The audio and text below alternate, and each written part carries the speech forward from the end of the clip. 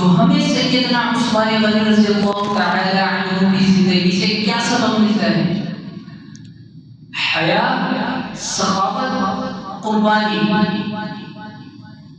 حیا کی اگر بات کی جائے تو حضور نبی اکرم صلی اللہ علیہ وسلم ایک مرتبہ صحابہ کرام رضوان اللہ علیہ اجمعین کے درمیان تشریف رکھے۔ آپ علیہ السلام کی پنڈلی مبارک سے چادر ہٹی تھی، بڑے بڑے صحابہ بیٹھے۔ حضرت سیدنا عثمان غنی رضی اللہ تعالی عنہ جس طرح داخل ہوئے، آپ علیہ السلام نے اپنی پنڈلی مبارک چھپا لی۔ صحابہ نے پوچھا، یا رسول اللہ، بڑے بڑے صحابہ کرام بیٹھے ہیں، آپ نے اپنی پنڈلی مبارک نہیں چھپائی؟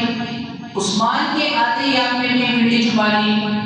آپ علیہ السلام نے فرمایا، عثمان وہ شخص ہے کہ جس سے اللہ کے فرشتے بھی حیا کرتے ہیں۔